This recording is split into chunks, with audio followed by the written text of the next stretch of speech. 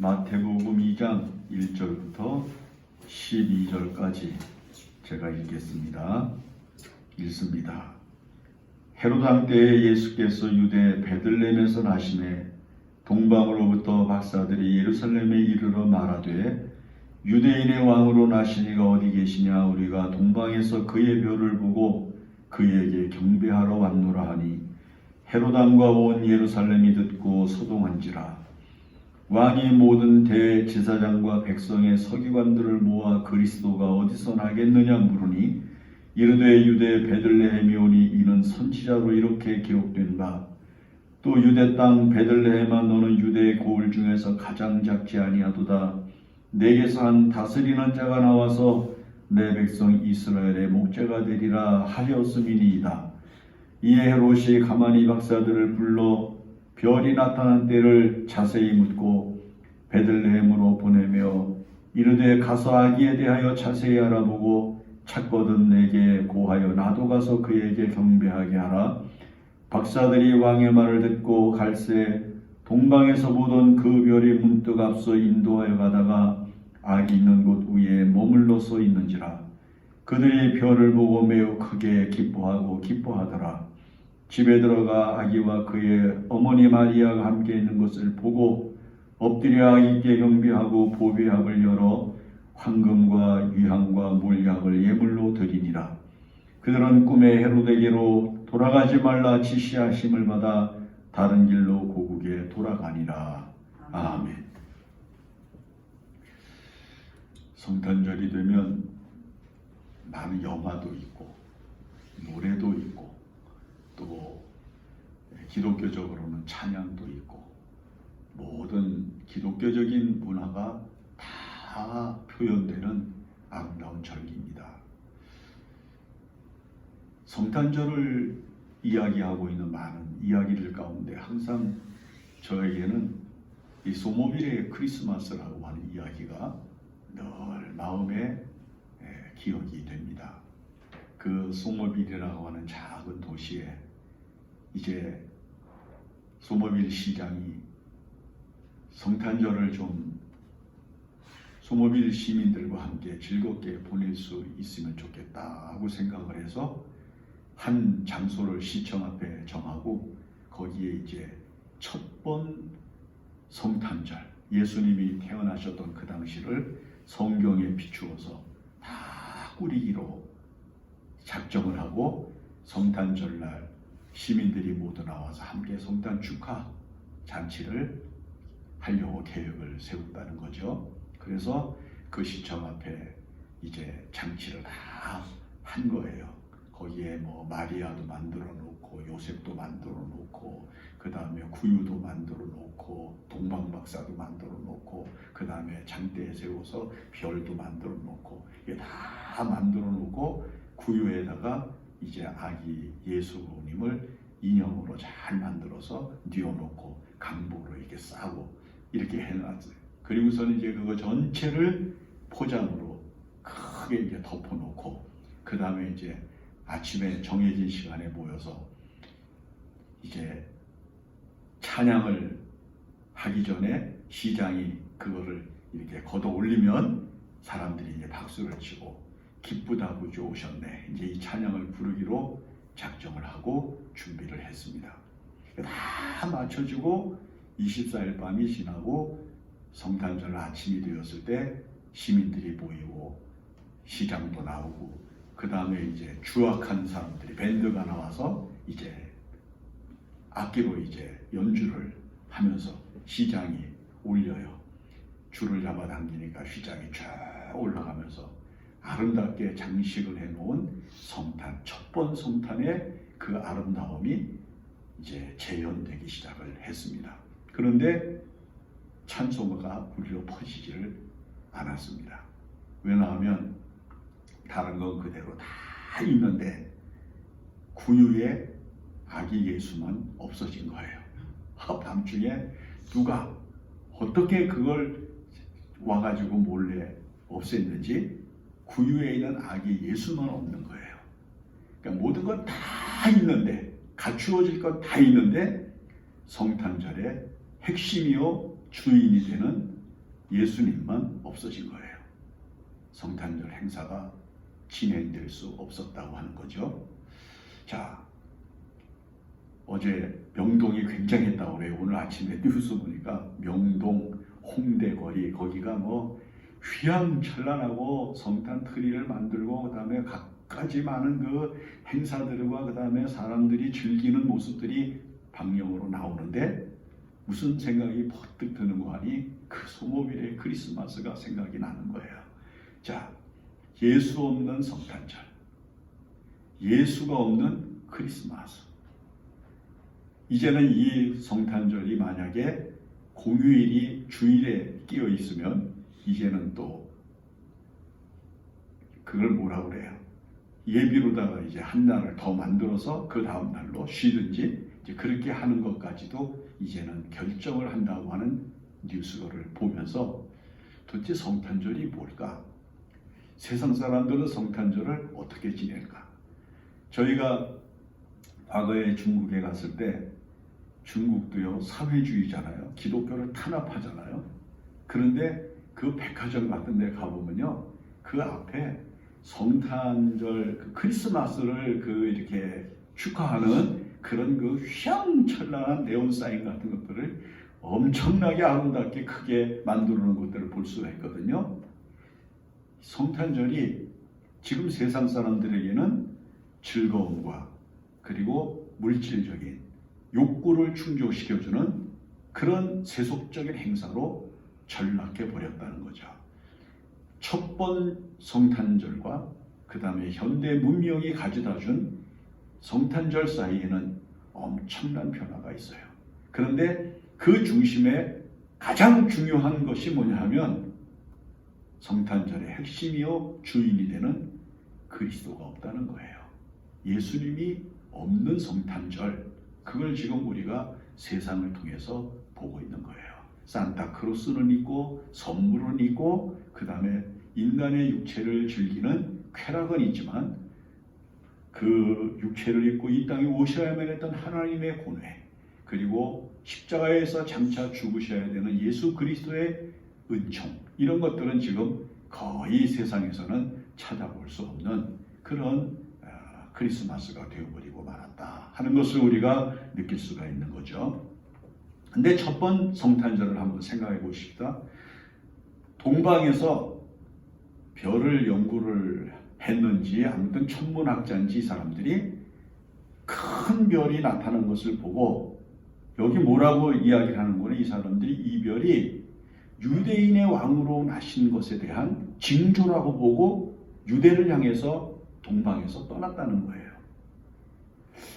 어떤 사람은요, 이 동방 박사들을 어떤 사람이라고 보는가 하면은 이 성서학자들마다 달라요. 어떤 성서학자는 100% 동방 사람이다. 그러니까 이방 사람이다. 이렇게 보는 사람이 있고요. 어떤 사람들은 이 동방 박사들을 바벨론 포로기에 이스라엘에서 바벨론 지역으로 포로로 잡혀갔다가 거기에서 귀환하지 아니하고 거기에서 계속 살았던 사람의 영향을 받은 그런 유대적 사고를 가지고 있는 사람이 아닐까 이렇게 생각을 해요. 왜냐하면 유대인의 그 별을 보고 유대인의 왕이 나는 거다. 그 왕은 세상을 구원하실 그리스도다 하는 것을 알고 온 것으로 봐서 아마도 이 사람들은 예언의 말씀을 알고 있는 사람들이었고 믿고 있는 사람들이었고 그것을 기다리고 있는 사람들이었을 것이다. 이렇게 이야기하는 사람들이 있거든요. 가만히 생각을 해보면 바벨론의 포로로 잡혀갔던 이스라엘 사람들 가운데 돌아오지 못했던 후손들이거나 아니면 그의 영향을 받은 굉장히 유대화되어진 사람들, 유대인화되어진 사람들에 의해서 이 성경이 지금 진행되고 있는 것이 아니었겠는가 이런 생각을 하게 되는데 저는 그냥 여기서는 동방 박사들 이렇게 이방인으로 묘사를 하고 있지만은 후자가 더 설득력이 있다. 왜냐하면 예언의 말씀을 알고 있었던 사람들이고 그리고 그 별의 나타남을 보면서 그 예언이 성취된 것을 알았고요. 그 다음에 이 사람들이 가장 중요한 것은 뭐냐면 유대에 도착을 해서 제일 먼저 어디로 갔는고 하니 왕궁으로 가서 거기서 예루살렘 들어가자마자 왕에게 가서 유대인의 왕으로 나신 이가 어디 계시냐라고 묻거든요. 왜냐하면 지금 헤롯이 왕이거든요. 왕이 있고 그의 후손들이 있고 거기에 왕족이 있음에도 불구하고 이 동방의 박사들은 아주 단호하게 유대인의 왕으로 나신 이가 어디 계시냐라고 묻는 것으로 봐서 상당한 큰 변란을 예고하는 아주 확실한 근거를 가진 이야기를 하고 있다는 것을 우리에게 지금 보여주고 있는 것이거든요. 이 동방 박사들은 제가 생각할 때 동방에 있었지만 아마도 욥과 같이 경건한 사람이었을 것이다. 그렇잖아요. 우리가 동방 사람 그러면 제일 먼저 성경에서는 대표적으로 욥을 동방 사람으로 보고요. 그 다음에 신약에서는 여기 동방 박사들을 보는 것으로 봐서 아마도 이방 땅에 있었지만은 경건한 생활을 힘썼고 바벨론 사람들이 믿고 있는 신과 바벨론 사람들이 가지고 있는 종교에 물들어 있는 사람이 아니라 하나님께서 이스라엘 백성들을 통해서 계시하신 말씀과 율법과 그뒤 예언과 그리고 하나님의 뜻을 연구하면서 알고 믿은 사람들이었기에 이 사람들이 예루살렘에까지 올 수 있었다 하는 것을 우리에게 가르쳐 주는 거죠. 그러니까 가장 중요한 것은 이 동방 박사들은 예언의 말씀을 믿는 사람들이고 예언의 말씀이 성취되기를 기다리는 사람들이고 이 예언의 말씀대로 될 것을 확신하면서 사는 사람이었다는 것을 우리에게 보여주는 겁니다. 바로 우리가 이런 믿음을 갖고 살아야 되는 거죠. 예언의 말씀이 응하게 될 것이고 예언의 말씀대로 될 것이고 예언의 말씀이 성취될 것이고 예언의 말씀이 반드시 우리 앞에 전개될 것이라고 하는 역사적인 사실을 계시 속에서 발견하면서 하나님의 뜻이 이루어질 것을 소망하면서 살아야 되는 겁니다. 그 다음에 이 동방 박사들이 그냥 동방 그 땅에 있으면서 이제 왕이 났구나.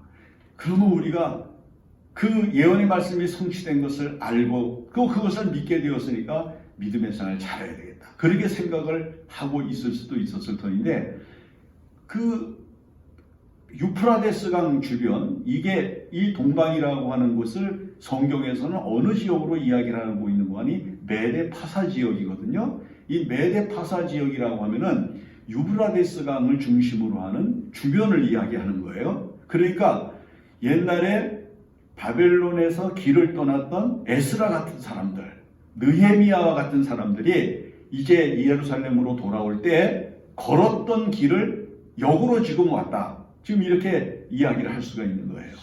그래서 이 동방 박사들이 그 메데 바사 지역, 유브라데스 강 지역, 바벨론 지역으로부터 이제 그 별을 보고 왔는데 이게 하루 이틀에 온 거리가 아니고 에스라가 바벨론에서 길을 떠났고 그 다음에 예루살렘에 이르는 것이 만 4개월이 걸리거든요. 그 에스라서에 보면 만 4개월을 걸어서 가는 건데 동방 박사들이 여기 사람들이 이제 낙타를 타고 왔다. 우리는 보통 그렇게 이야기를 하지만은 뭘 타고 왔는지 모르잖아요.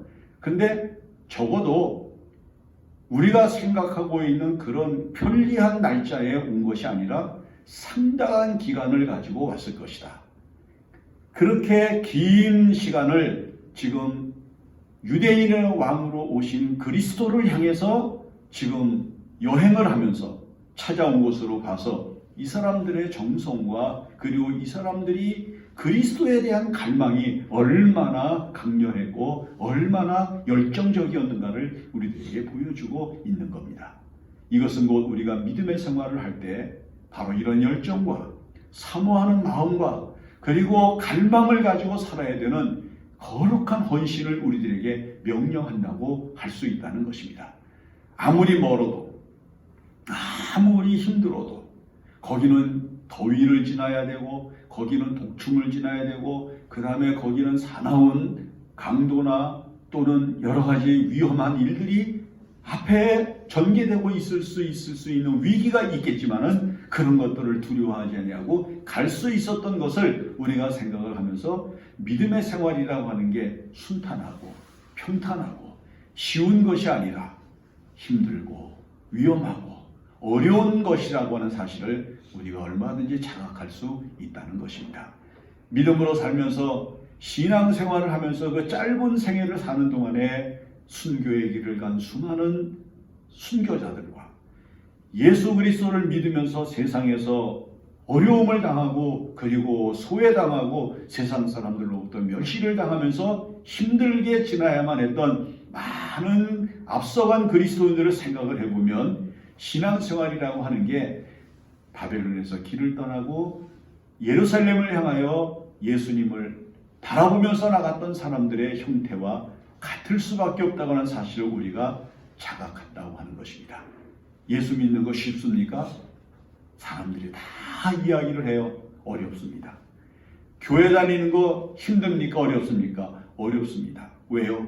사실은 이 주일날 아침만 해도 세상 사람들은 토요일까지 일하고 그 다음에 육체가 피곤해졌을 때 쉴 수 있고 그 다음에 편히 쉴 수 있고 휴식을 취할 수 있는 시간이지만 예수 믿는 사람들은 하나님 앞에 나가서 예배해야지 헌신해야지. 여러분 이런 모든 것들이 쌓이면 얼마나 힘든 일인지 알 수가 없는 거잖아요.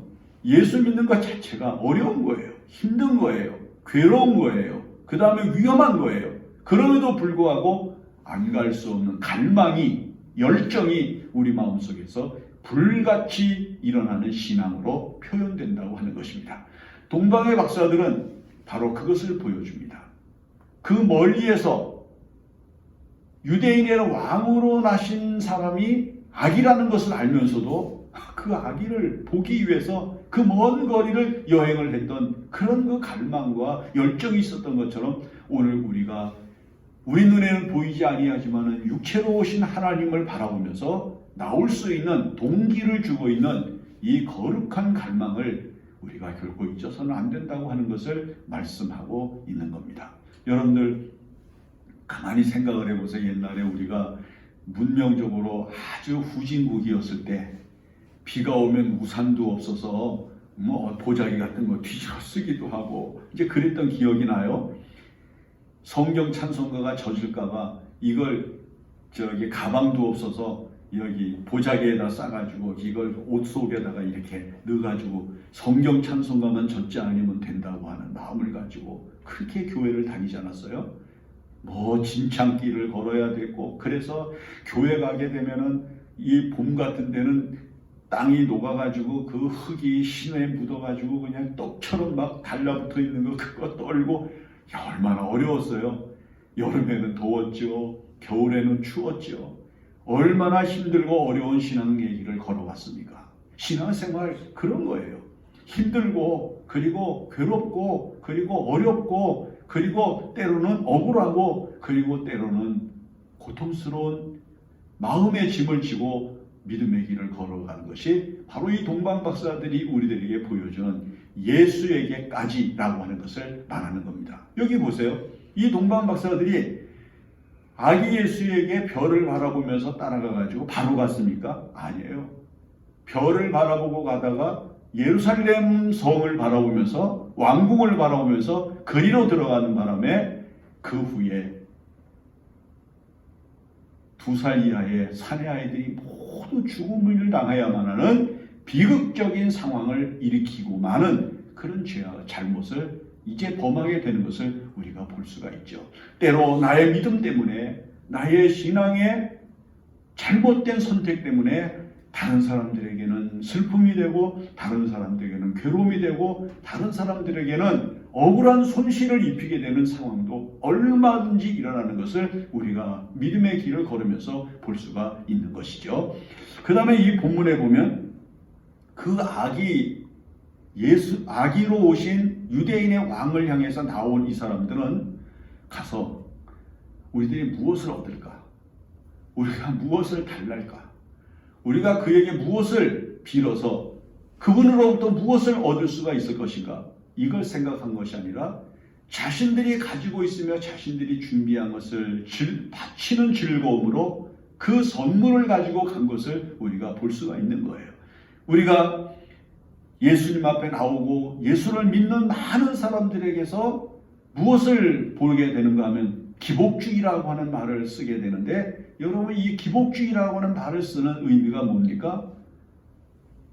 얻고자 하는 마음, 받고자 하는 마음, 자기의 소원을 성취하고자 하는 마음, 그것만을 가지고 나가는 종교적인 생각과 행위를 기복주의라 그러거든요.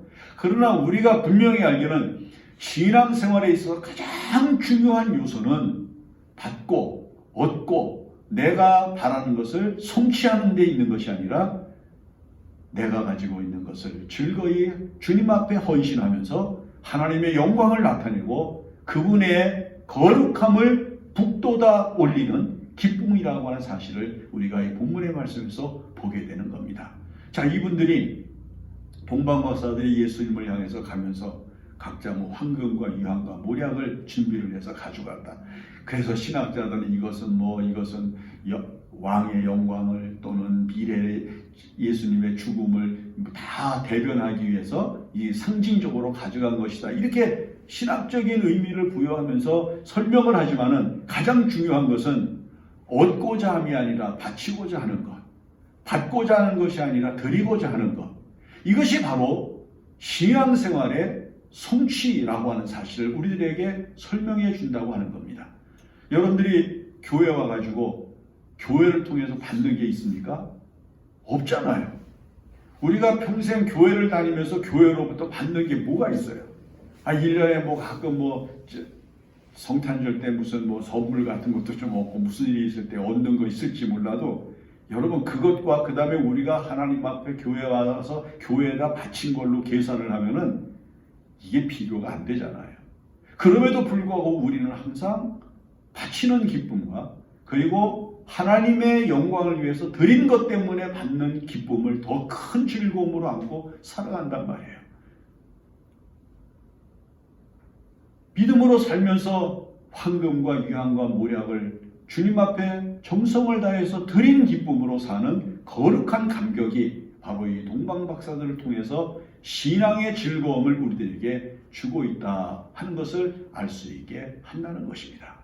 얼마 전에 네팔 사람들에 대한 이야기가 당력이 되는 걸 텔레비전에서 봤더니, 네팔 사람들이요 이제 그 산에 올라가서 자기 신에게 그 염소를 이제 제물로 바친대요. 염소를 제물로 바치는데 이 염소를 가지고 올라가는데 그 산까지 얼마나 걸리는 거 아니? 7시간을 이 염소를 안고 아니면 이렇게 메고 그리고 올라간대요. 자, 그 험악한 산길을 7시간을 걸어 올라가서 그 신에게 바치는 생각을 한번 해보세요.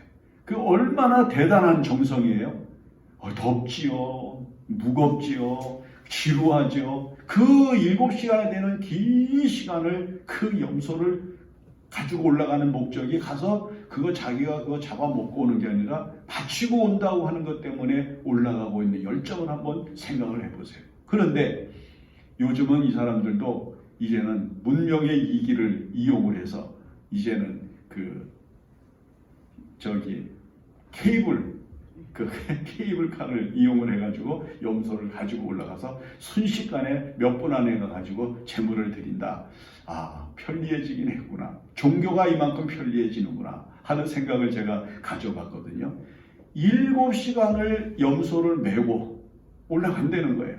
염소 한 마리가 10에서 20kg 정도 되는 그 무게를 그걸 안고 간다고 생각을 해보세요. 얼마나 힘이 들겠어요. 세상도 그런데 이 사람들은 그 먼 거리를 준비한 것을 가지고 와서 예수님 앞에 바치면서 경배했다. 받고자 하는 것이 아니라 드리고자 했음이며 얻고자 하는 것이 아니라 바치고자 하는 마음이 이 사람들의 마음속에서 우리들에게 주는 종교적 열심을 일깨워준다 하는 거죠. 그 다음에 이 본문의 말씀에서 우리에게 중요한 사실을 안겨줍니다. 이들이 경배하고 일어나서 돌아가는데 계시가 옵니다. 헤로데게로 가지 말고 다른 길로 가거라. 왕하고 약속을 했잖아요. 여러분, 왕하고 약속을 어길 수가 있습니까? 이 사람들이 왕에게 가지 아니하고 다른 길로 간 것을 알면 왕이 만약에 병사들을 보내서 이 사람들을 추격해서 잡으려고 하면 얼마든지 잡을 수 있지 않겠습니까? 위험한 일이죠. 왕하고 약속을 어기고 그냥 간다. 이건 상당히 위험한 일이에요. 그리고 신의가 없는 사람이잖아요. 적어도 박사들이라고 그러면 지성인인데 저 지성인이 어떻게 왕하고 약속한 것을 지키지 않습니까? 약속하고 맹세한 것은 손해가 올지라도 지키라고 하는 하나님의 말씀도 있잖아요. 그런데 이 동방의 박사들은 주님의 말씀을 들으면서 어길 수 있는 약속, 인간과의 언약이라고 하는 것, 약속이라고 하는 건 하나님의 말씀 앞에서 파기될 수 있다고 하는 사실을 우리들에게 제시해 준다는 거예요. 이 세상에서 어길 수 없는 약속은 하나님의 약속밖에 없다는 거예요. 하나님께서는 이 동방 박사들이 왕과의 명령을, 약속을 어기고 잊어버리고 외면하고 무시하고 다른 길로 돌아가게 되면 그 이후에 일어날 일을 어찌 하나님께서 모르셨겠습니까? 역사가 유세퍼스에 의하면 이 때에 죽은 아이들의 숫자가 약 한 2,000명 정도 된다고 그래요. 그 베들레헴 주변에 태어난 그 당시에 아이들의 숫자가 한 2,000명 정도가 된다고 보는데 이 동방 박사들이 약속을 지키지 않은 것 때문에 아무 죄도 없는, 아무것도 모르는 가정이 슬픔을 당했고 생명이 죽어야만 하는 비극적인 일이 일어났는데 하나님께서는 왕과의 약속보다도 하나님의 말씀이 더 우선적이고 그것이 앞설 수밖에 없는 것이고 그것이 바로 신의라고 하는 사실을 우리들에게 가르쳐 준단 말이에요. 우리가 이 세상을 살아가면서 이 세상과의 약속도 소중히 여겨야 되지만 항상 하나님의 계시의 말씀을 듣고 그 말씀을 순종하고 그 말씀대로 살아가려고 하는 의지가 우리들에게 있어야 된다는 거죠. 뒤에 슬픈 일이 일어나고 괴로운 일이 일어나면 그것은 우리의 책임이 아니라 하나님의 역사와 하나님의 섭리라고 하는 사실로 해석할 수 있는 영적인 너그러움도 우리 마음속에 간직하게 된다고 하는 사실을 말씀해 주는 겁니다. 우리가 지금 이 세상에서 누굴 더 중요하게 여깁니까? 사람을 더 중요하게 여깁니까? 하나님을 더 중요하게 여깁니까? 이 문제예요. 사람을 더 중요하게 여기느냐? 하나님을 더 중요하게 여기느냐? 하나님을 더 귀하게 여기느냐? 세상 권세와 세상 권위를 가지고 있는 인간을 더 귀하게 여기느냐? 여기에 오늘 우리의 선택의 자리가 있다는 거죠. 보세요. 칼 일티라고 하는 사람이 이런 얘기를 해요. 사람은 언젠가 정의와 이익 중에 하나를 선택해야 된다.